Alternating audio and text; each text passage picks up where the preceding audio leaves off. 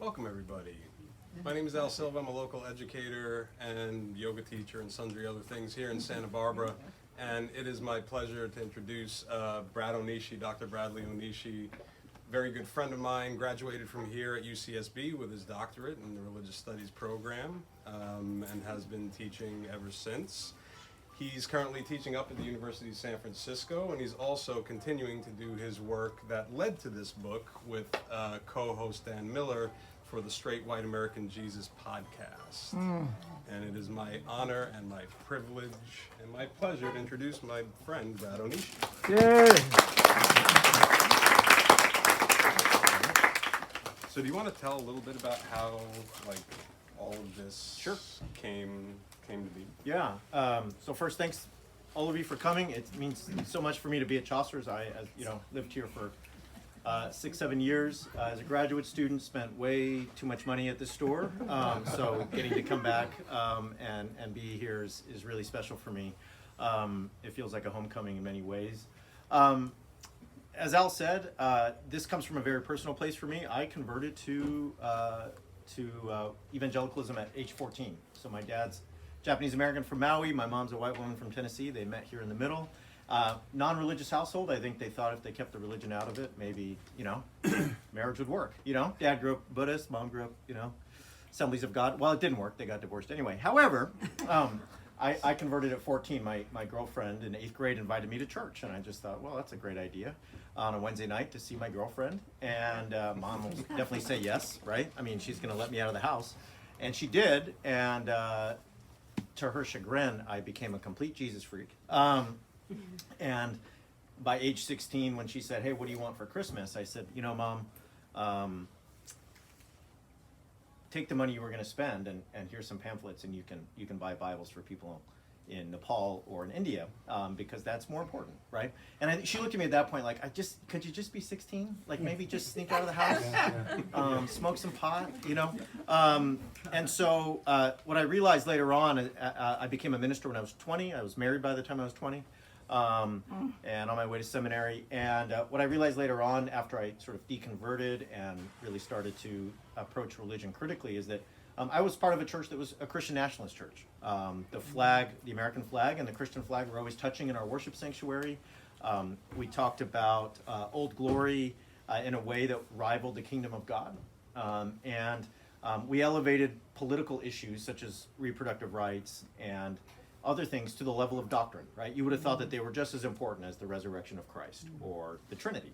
And so as I began reflecting on all of this, the very personal elements kind of came to the fore. I grew up in Orange County, so I know, a lot of you will be familiar with Orange County. And as I did my work and my research, I really thought it was important to bring out how Orange County was not only the epicenter of American conservatism in the 60s, 70s, 80s, as I'm sure many of you know and remember, but it was also the epicenter of a very important pro-capitalist, individualist, sort of nationalist version of American Christianity. And those two together really go hand in hand. The John Birch Society kind of had its spiritual home in Orange County.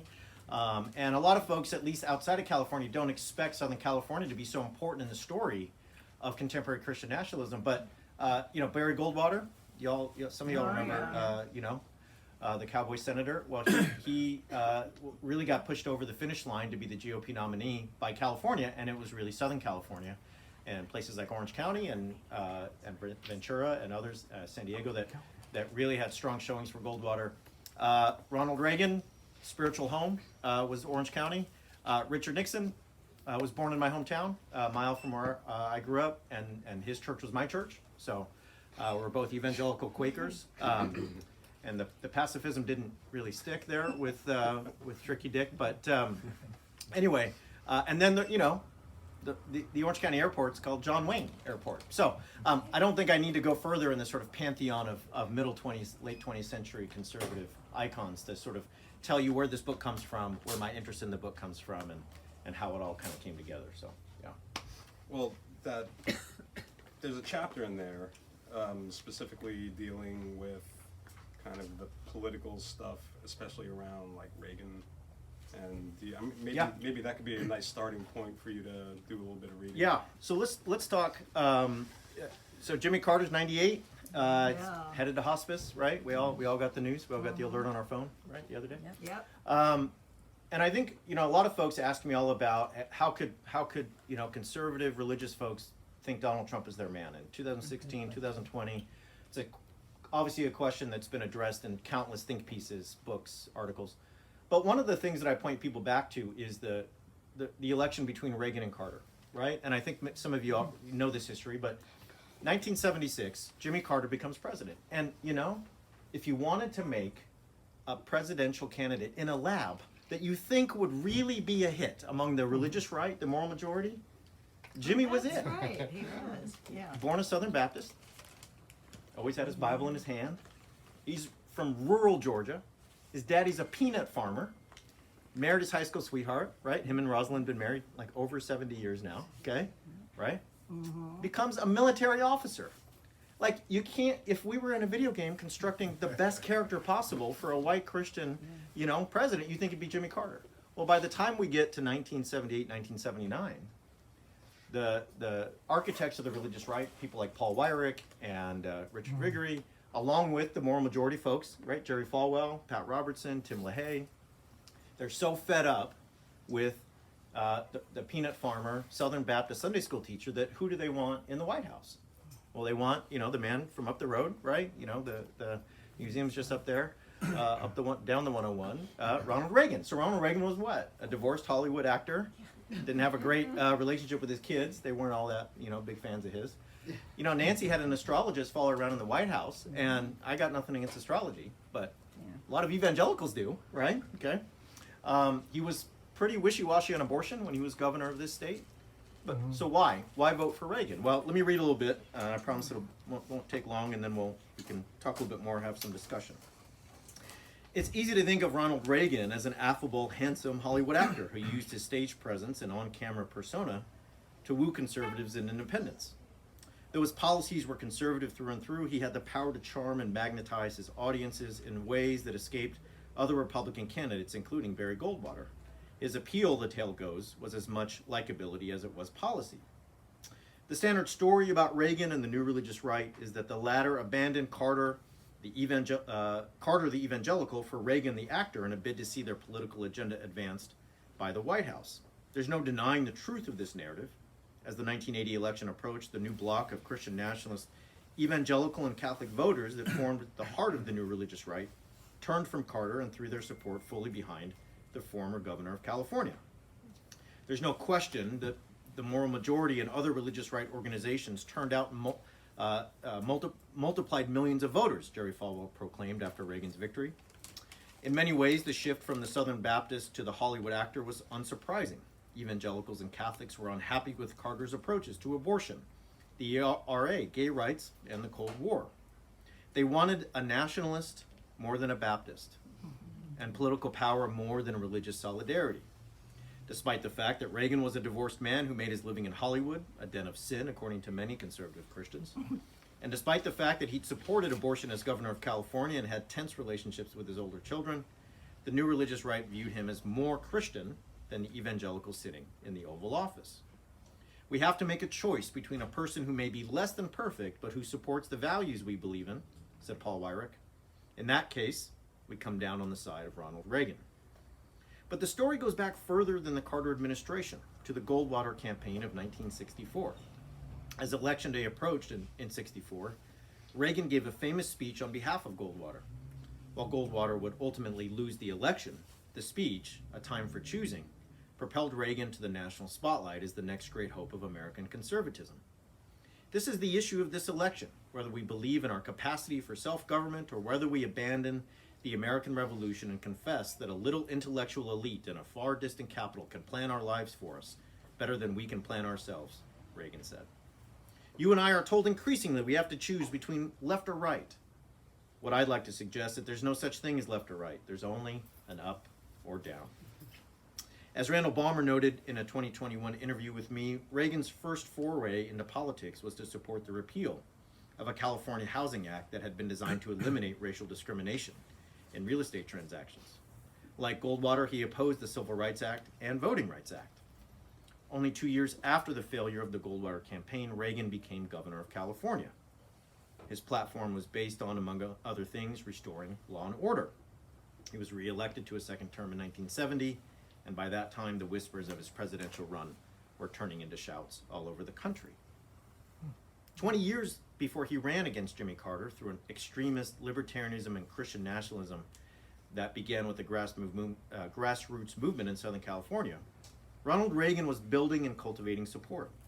Nothing changed when he ran for president. He was the same candidate who'd been formed by racial animus and libertarian ideals in the 1960s. I think the crowning moment that showed Reagan for what he was the fact that he opened his general election campaign in 1980 with an address at the Neshoba County Fair in, of all places, Philadelphia, Mississippi, on August 3, 1980, Randall Balmer told me. Philadelphia, Mississippi, the place where 16 summers earlier the KKK had abducted, tortured, and murdered 3 civil rights workers.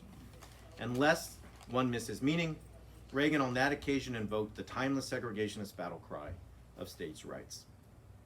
When Reagan won the presidency, it represented more than just conservative Christians supporting a candidate who promised to give them political power. It represented the mainstreaming and nationalization of a Sun Belt faction of the Republican Party that was once considered extremist. It injected the radical views of the John Birch Society's Robert Welch, along with the cowboy Senator Barry Goldwater, the architect of the religious right, Paul Weyrich, and the leader of the moral majority, Jerry Falwell, into the heart of the GOP. If Goldwater lost the battle in 1964, a decade and a half later, his heirs won the war. Viewed through the long lens, the choice of the Christian nationalists of the new religious right, Reagan over Carter, is less surprising. His election in 1980 was the result of 2 decades of Christian nationalist organizing, coalition building, and campaigning on the part of the new right and the religious right, who never wavered in their mission to retake the country for their God and for themselves. It developed in Southern California and in the South, and then it took the nation by storm. So my argument in the book is that one way that we can understand January 6th is as a religious festival, a kind of revenge fantasy on the part of white Christians who believed their country had been stolen. When they learned from their leaders that 2020 election had been stolen, it confirmed something that they had been feeling since the 60s, which is the nation had been stolen from them. So the argument I make is that Goldwater's campaign really represented one of the first iterations of this sort of ascendance of white Christian nationalism in the modern period.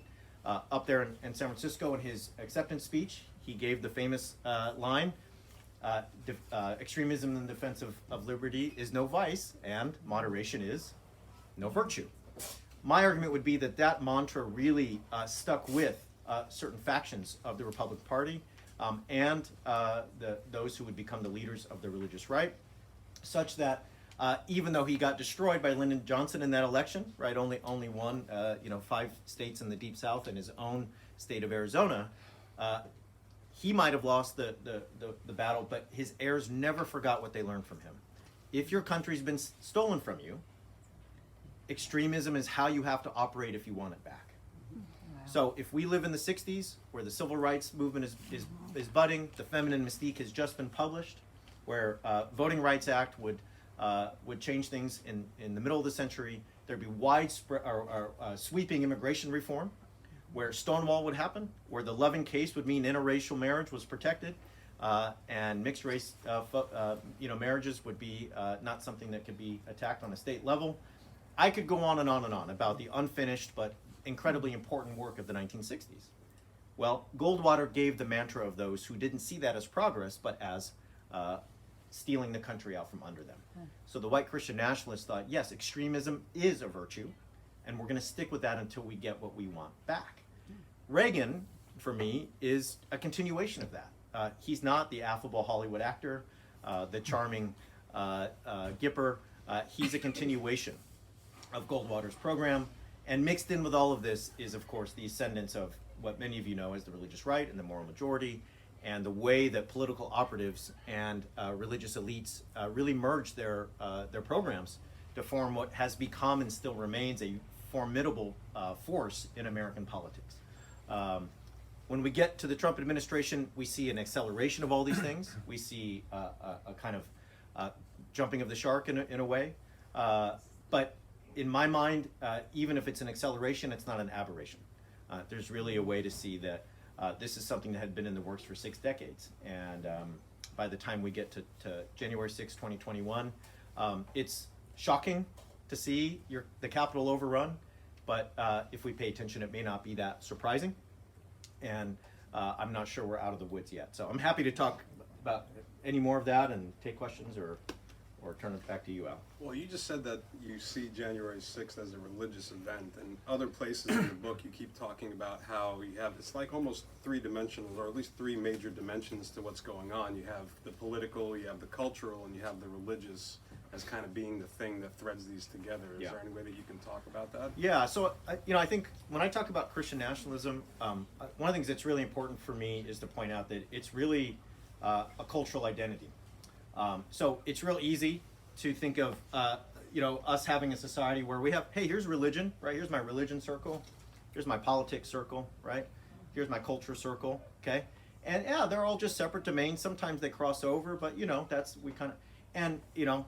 we got faculty in religious studies here that taught me, so I have to say this, right? And it's being recorded, so I have to show them that I learned some things. That's just not true. It's never true, right? For us to go locate any religious tradition in its pure distilled form, apart from politics or culture, is impossible, right? Religion and politics, religion and culture, culture and politics, they never exist in these nice petri dishes where we can examine them under a microscope and figure them out. So when I talk about Christian nationalism as a kind of integrating force, I really want folks to see that to be a Christian nationalist does not mean that you're an avid Bible reader. Does not mean that you go to church 3 times a week and you pray for an hour before work every day. It means that you tell a story about the country that says this is a Christian nation that used to be great and now it's not. Used to be a city on a hill, but something went wrong. Some invaders got in and interlopers, and maybe we should think about building a wall around this city on a hill to kind of, make sure those folks don't get in again, right? And, it went bad because we just got off track. And people who aren't real Americans, they're just sort of out front now, and they're represented, and they have power that doesn't belong to them. Christianity should be privileged in the public square, and it's no longer. And not only is there a nostalgia for a mythical past, but there's a sense of apocalypse. That if we don't do something now, the country's gone forever. How many times before the 2020 election did a pundit on Fox News or a mega church pastor or a candidate for president say, if you elect the radical communist, Joe Biden, do y'all know Joe Biden, the radical communist? Yeah, I know, surprising to me too. If you elect the radical communist Joe Biden, who's been in the Senate, 8 or 9 decades by now, right? Used to be colleagues with John Calhoun or something. If you elect this radical, the country will no longer exist. Why? Because the story is we're in apocalypse. And you know what happens when you're in apocalypse? When you're in an extreme emergency situation? Emergency measures are justified, right? So if we tell a story of nostalgia and decline and emergency, and I come back to Goldwater, well, yeah, extremism is a virtue. What else are we supposed to do? We may not have a country in 5 or 10 or 2 years. So we're going to do things that are outside the norm, that are beyond democratic processes, that may not technically be legal, but you know what? We're completely and absolutely justified. And I guess going back to Al's question, Christianity in a story, at least a Christian story, helps you get to that justification, right? It tells you that not only are you a patriot, but you're a godly warrior. It tells you that you're not only fighting for your country, but you're fighting for a country that was chosen by God to play a special mission in human history. That you're not only trying to rescue, something that you believe is great, meaning the United States, but you're trying to rescue a city on a hill that's been here for 400 years and is the greatest nation ever appointed by the creator of all things. And so that story means, if I tell that story about my country and myself, who cares if I go to church? I now have a narrative that I can live out. I have a role to play. I have rituals. I have martyrs and actors. I have signs and symbols. I have relics. I point out in the book that there's folks who raise flags that were at J6 when they say the Pledge of Allegiance at political rallies, right? Because it's now a relic for them of a battle, right, that took place in the past that they want to venerate and that they want to remember. Ashley Babbitt is a martyr of the New Lost Cause, right? So you can see how all this works. So Christian nationalism, in my mind, is a cultural identity. It's a historical identity, and it's one that really helps provide a shield. If you're a Christian nationalist and someone says, "Well, I can't believe what you're doing," you can say, "Look, I'm an old-fashioned American Christian. You're attacking family values. You're attacking family faith and my ability to choose what kind of curriculum is at my kid's school. You're going to criticize that? I didn't know you hated God. I didn't know you hated America. And this is why it's like when you describe white Christian nationalism, it's non-denominational, right? It's not just evangelicals. It's not just Southern Baptists. Yeah. It's Yeah. And do you want to speak to that at all? So there's if we have a big circle that says white Christian nationalism here, that circle is not just one where white evangelicalism is, right? So we have new data that just came out about 2 weeks ago. About 2/3 to 70% of white evangelicals score as Christian nationalists. They will tell you that they would like the country to adopt Christian values in its policies, that we should have the Bible in our public schools, that Christians should be privileged in the public square. But it's, as Al's saying, it's not just an evangelical phenomenon. So many white Catholics score very high on Christian nationalism.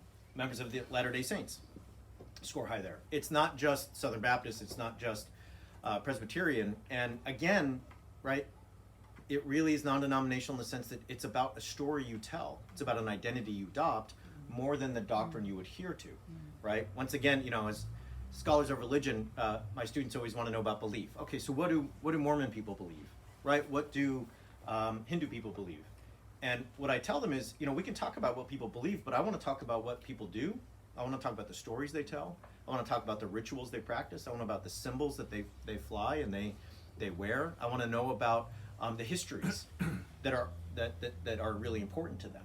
And if you think about it in that sense, this is not about being Presbyterian, Baptist, or Catholic. This is about telling a certain story about a mythical Christian nation. So, And I could ask a ton more questions, but I do want to open it up to everybody else as well so that we can get a little bit of Q&A, and we had a hand right over here. Yeah. So I was just wondering, what part do you think the media plays in it? Like Fox News and stuff, and then like you're talking about your students, like the morals and the ethics. Like, yeah. So what part does the media play in propagating the story of Christian nationalism? Yeah. Yeah, it's a really good question. So there have been autonomous, and you know, we hear a lot about echo chambers these days. We hear a lot about silos, right? We all live in our little bubbles, which I understand. But there have been autonomous sort of networks, media empires, and ecosystems that have catered to conservative American Christians going back a century, right? However, I don't think we can ignore the fact that we have a media ecosystem that continues to sort of tell these stories. And so here, let me give you an example. One of the things that if you look at the data on white Christian nationalists, and the data shows white Christian nationalists showing up different than other Christian nationalists in the country, black Christian nationalists and so on. White Christian nationalists believe this is a Christian nation. So they want to tell you a story, a very simple story that says, founded as a Christian nation, all the founders had a Christian society in mind when they wrote the founding documents, from 1630 in Massachusetts Bay to Thomas Jefferson, to John Quincy Adams, doesn't matter, James Madison, Christian nation, Christian nation, Christian nation, okay? From the Massachusetts Bay Colony down to Chesapeake and Virginia and Roger Williams and everyone in between. And that's such a reduced story, isn't it? Was Christianity a big part of all that story? Of course. But there's nuance, there's complexity, there's dissonance, right? There's so much there to dissect. I mean, we're talking about, 7 or 8 different college classes that kind of go through all that. But the media is willing to tell the really reduced story. This is a Christian nation, and it should remain so. And thus, it plays a part in that reduction and that willingness to provide what is just a very simplified image of the past. I like to make a distinction between nostalgia and history, right? Nostalgia likes to think of itself as historical. Oh, I'm thinking about, I used to live here, so when I drive down, I get to come back to Santa Barbara, it's nostalgic. I go to the old haunts and I see where I used to live, and my wife and I got married here. It's like, I feel a sense of like, oh, this is amazing.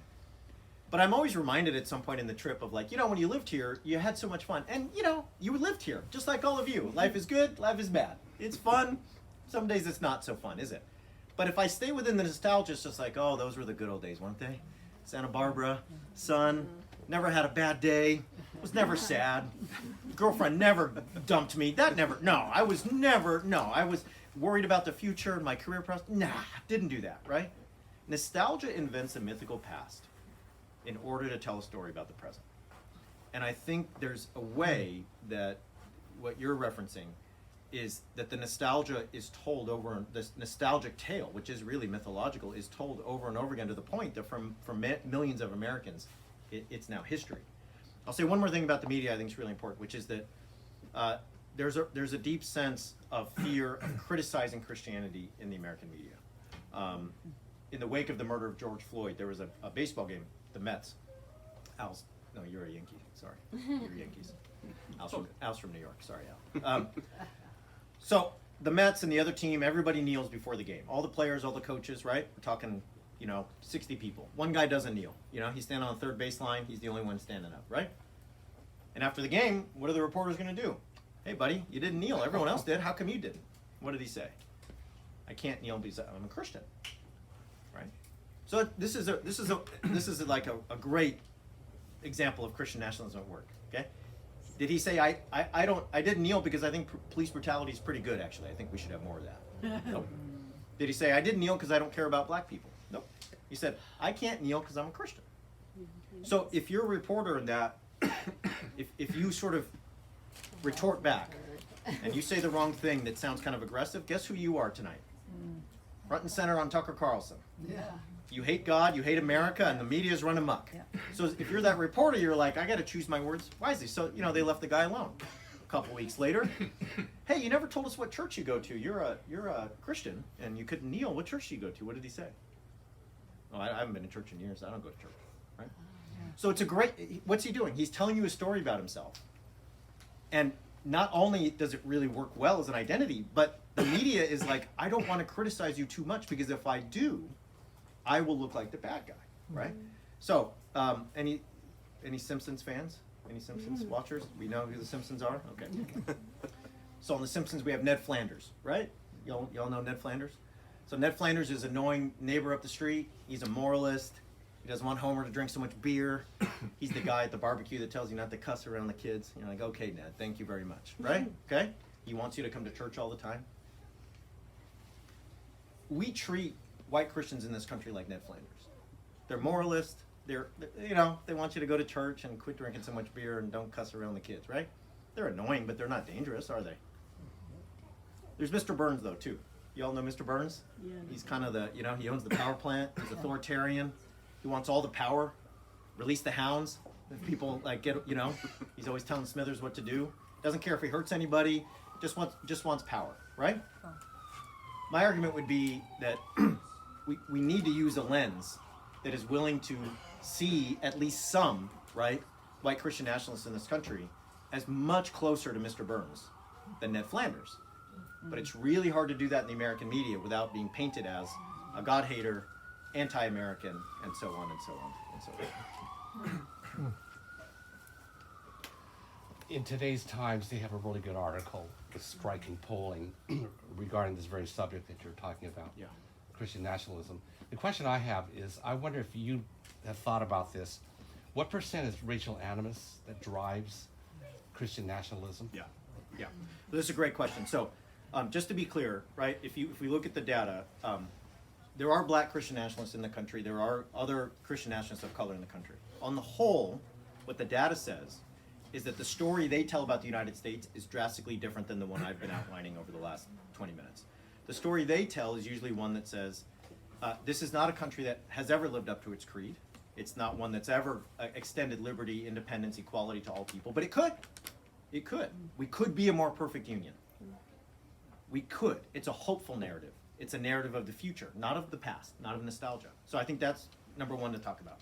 Number two, I would say that when we talk about white Christian nationalism, there are great studies by colleagues of mine, sociologists of religion, that show us that white Christian nationalists are among the most likely in the country to think that there is no problem with police brutality in any form in the country. That mass incarceration is not an issue that should be discussed. that voting rights should be actually more restricted than expanded when it comes to polling places or people who have been convicted of felonies and so on. In short, what the data shows us is that racial animus is a large part of white Christian nationalism. And that the Christian story that I've been discussing tonight is a wonderful shield and repository for that racial animus in a way that helps deflect and sort of stave off the accusations of just blatant white supremacy. I'll just say one more thing about this. What I go through in the book is work by historians of American religion that have really shown us that the beginnings of the religious right often we trace to what? You know, if we said, hey, why did white conservative Christians get involved in politics in the 70s? We might say it was, anyone? Abortion, right? Okay. And that's a myth. What motivated the beginnings of the religious right was keeping schools segregated. And I know you're like, he's lying. And well, you know, there's a book, you can buy it, right? But I'm not lying. 1954, Brown v. Board, okay? And by the time we get to the early mid-60s, we're still got segregated schools in places like Mississippi, right? So it's time. All the schools are going to integrate it. And guess what? Well, they couldn't integrate because none of the white kids were left, right? They had all gone where? They'd all gone to private Christian schools that were connected to churches. Well, eventually, time goes on, and the IRS says to those schools, right, including Jerry Falwell's school, 90% of Texas Baptists in the 60s approved of abortion in some form. Abortion was not the issue that the myth tells us it was. That was injected later, okay? All of the sort of the late 60s organizing on the part of what became the religious right was to keep schools segregated. Bob Jones University, schools in Mississippi, schools in Virginia, and so on. So, yeah. You started by talking about your own story, but it stopped about age, what, 14 or 15? Yeah. And so I'm very curious, how did you, what is your path to writing this book? Yeah, so I was a minister by age 20, married my high school sweetheart at a megachurch, the megachurch where I converted, so there's 2,000 people at the church. When we got married, we were the youth ministers of the church, so there was 1,000 people at the wedding. So a lot of toasters. But you know, everyone at the church always said if you read too much, your brain will lead you away from, your heart away from God, you know? And they were kind of right. So I like to read, and I at the time was at a Christian college. I was at Azusa Pacific University down there near Pasadena, and I just reading everything I could read: theology, philosophy, history. And what I started to realize was that a lot of the things that we just took as doctrine, that you vote Republican, that abortion is murder, and so on, those were modern political inventions and formulas rather than Christian beliefs going back, you know, to the early church or some far bygone era. I remember being in the voting booth in the Kerry Bush election, and I told people at church, that my mentors, you know, I'm going to vote for John Kerry because I think he has a plan that is actually going to help more people and is more Christian in some way. And you know, the response was, "Look, you can do whatever you want, buddy, but he's a murderer. He's pro-choice, and therefore, if you vote for him, you're voting for the murder of millions of babies." And I got in that booth, and I was shaking because I knew in my gut Kerry was the better candidate, but you know, I was scared to death of what they told me. So when I left the booth, I you know, that was one of a bunch of moments, but it was one moment where I thought, this can't be that simple. The human condition and the idea of living a good and moral life cannot be this simple that we reduce everything to us and them, right or wrong, good or bad. It's got to be more complex than that. And when I started interjecting that complexity in a community that really worked on binaries, you're either with us or against us, it's either right or wrong, you know, I went from kind of leader to potential suspect real quick. So I went off to Oxford after that to get a master's degree, and 6,000 miles from home, I was able to kind of figure things out on my own, and that's kind of the part of the story there. So yeah. You've created this very thorough historical account. Yeah. And I'm very intrigued by your writing, but I also know that I can't imagine any of us here are white Christian nationalists, nor do I imagine that they'll be buying your book. I'm very sorry. Yeah, What do you propose? sales aren't great so far. No. Yeah. What do you propose that we here do about this problem? Yeah. So I think we can think about it, and I don't want to break this into too simple of kind of categories, but just for the sake of a short answer, I'll say, if you have friends or colleagues or nephews or cousins or somebody that, you feel like you have a relationship with, and they might fall into this category some way. They want to call you up and tell you about QAnon and what Q's up to these days, or how the election was stolen, or something. My suggestion would be that if you make it about belief and you make it about coherency and rationality, it's probably not going to go very far. I'll just be real honest. Just somebody who learn from experience. I have a lot of experiences with folks in my life who've told me things, and my response has been, well, here's why you're completely wrong, and actually dumber for you telling me that thing, right? Doesn't turn out that works very well. If I start by saying, hey, tell me what you're afraid of. Like, you sound really afraid that this thing might happen. Like, why are you afraid? And then I say, well, why are you anxious? Like, you're raising 2 little kids. What are you anxious about? Well, what would you hope for? What are you hopeful that might happen in the future? What scares you? What are you resentful about? Like, do you resent someone or something? You seem as if like something's been taken from you. Tell me about that. And they're probably going to tell you some things that are going to make you cringe, going to make you angry. And don't get me wrong, I think all of those should be checked and all of those should be rebutted. But if you do that and you don't sort of gotcha them and you don't sort of like jump on them right away, they might give you a chance to do the same, right? So they might give you a chance to say, why you're, I'm raising kids too, and I'm scared. I'm hurt. I'm hopeful that this might happen. So we might live in a world that looks like this. And then all of a sudden, maybe, just maybe, not a guarantee, you're a human being just like them. And you're talking over the barbecue or over the cup of coffee or on the long car ride as 2 humans who are scared and anxious and worried and hopeful. And maybe all of a sudden you're not a godless heathen who hates America, like Tucker Carlson told them. Maybe you're not a secular humanist who wants to murder babies, like they heard at church the other day. Maybe you're not waging a war on American humanity, as they heard on their favorite podcast just that morning. Maybe you're their friend, their cousin, their nephew, their colleague, who's a human being and there's a space opened up. And is that a guarantee? Is that a try this method for 30 days and it's guaranteed to work? I'll take your $100 now? It's not, okay? But it is, right, something that on an interpersonal level that might be a better approach than what a lot of us have probably done, right? Which is yelling, screaming, I can't believe you think that. I didn't know I was related to an idiot. Well, I guess I am, right? Stuff like that, okay? I think on a civic level, we have to think about it as, and I try to make this clear in the book, right? That the folks that are in this book are and have been invested in every muscle, tendon, ligament, and system of the American body for 60 years. So I'm not talking about who's in the White House. They're invested in who's on the school board, who's the comptroller, who's the dog catcher. I just was up in Solving the other day talking there, and someone related a story where for school board, someone in the community got really convinced that CRT was a big problem. And they had learned that by way of various sources. And they had no experience as an educator, no experience on the Board of Education. They didn't even have kids who went to school there. But what did they do? They ran for school board. And who did they run against? Nobody. Unopposed. So here's the point, right? What can we do? Well, this group is invested in every muscle, tendon, ligament, system, capillary of this American body.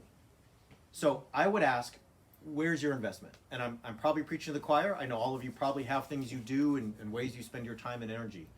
But we're kind of 6 weeks into 2023, and I would just say, what's one thing you're going to do in 2023 that you haven't done before? Is there a cause? Is there a race? Is there an election? Is there a center that you want to donate time to? And maybe you already do this and your dance card's full. So if that's true, just I get it. But it's easy for me, at least, to scroll social media and get really full of despair, right? Yeah. Reproductive rights, voting rights, immigration rights, separation of children, right? And all of a sudden it's 2 a.m. and my wife's like, maybe we should you want to go to bed? You've been crying, is it time? Okay. And then I'm paralyzed and I don't know how to do anything or what to do.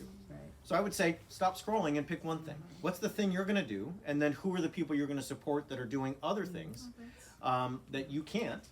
And in that way, right, perhaps the investment in every dimension of the American body is not just one-sided. Maybe we don't have school board seats that are going unopposed and filled by somebody who's only running because they think CRT is somehow being taught at the school in Solvay, which I highly doubt is true, but is something that they've been convinced of. So, One more question. Got time for one more question, friends.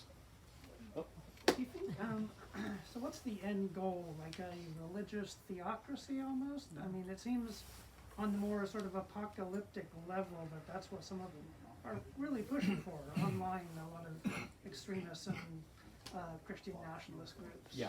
So I think it's, there's a lot of Christian nationalists in the country and there's a lot of different visions for what they want, right? So I don't think one answer and one size fits all is going to work. But I'll give you a couple examples, okay? There was a book that just came out called The Case for Christian Nationalism by Stephen Wolfe. Anyone? No? Okay, good. All right, feel better. Okay, yeah. So it's called The Case for Christian Nationalism. And Stephen Wolfe writes in that book that this country, the United States, should be run by a Christian prince who is at the top of a hierarchy of magistrates, okay? And he specifically says in the opening of the book, it's about a 500-page book, that he's writing to a certain audience, white or Europe. He says, men of European descent. So he's like, I'm writing to men of European descent, okay? That's my audience, right? He talks about how, by way of exegesis of Thomas Aquinas and St. Augustine, about how Christians should love those who are similar to them and more like them, and that is what God's plan is for communities and countries, okay? This informs, as you can imagine, his understanding of things like immigration or interracial marriage. Now, you're saying, wow, well, thanks for bringing up an obscure manifesto that somebody wrote in their basement, Brad. Appreciate that. Well, when the book came out, it was in the top 100 on Amazon. So there's about 5 million books on Amazon. It's in the top 100, okay? He just finished a postdoc position at Princeton, okay? And he's overwhelmingly popular in the podcast circuit and speaking engagement. So that's one vision. If you ask Stephen Wolfe, if you don't go to church on Sunday, you should be fined or put in jail. If you blaspheme in public, you should be fined or put in jail. If you're an atheist, you should either be in jail or deported. Okay? And again, manifesto, in someone's basement, no, remains a bestseller. Okay, so that's one vision. Another vision is Idaho. Who has a friend or a colleague or a neighbor that's moved to Idaho? Anyone? Any hands? Okay, right? So Californians are moving to Idaho in overwhelming numbers. Boise's the fastest growing metro area west of the Mississippi. It's already bigger than San Francisco. It'll be up to 1 million people by 2040. Okay, what's happening in Idaho? What's happening in Idaho is guns. Yes, guns are happening there. But there's an organized Christian separatist movement in Idaho. And it's really being sold, like Orange County might have been in 1965, as an unzoned land where Christian separatists can create the nation they really want. Okay? And what the sociologists will show you, by way of the data they've collected, is that the Californians or the people from Sacramento or from San Jose or Seattle who are moving there, they're not making Idaho more liberal. They're making it way more conservative, right? And if you look at the county level politics there, the questions on the county level or even the city level are not, hey, why don't we have LGBT books in our libraries? Right? Y'all been hearing people, that's happening. But do they still have libraries? Why do we have a goddamn, sorry, we're recording. Why do we have a goddamn library? That's the question. You see what I'm saying? It's not, hey, get the LGBT books out of the library. It's, why do we have a library? I don't want tax dollars going to this. Why are we paying this librarian? Right? This is a thing in the city budget. So that's one, right? A Christian separatist vision that really thinks it can take a city and county level and state level political arena and cultivate it into this kind of Christian separatist vision. I could go on and on about that. I've learned way more than I'd like to about all of those things. So But I think we got to wrap up, so I think it's time to stop. Oh. But, So, Is there any, like, do you have any closing comments that you want to make? I'm way more fun at parties than this. you're wonderful. Yeah. Please, thank you so much. You're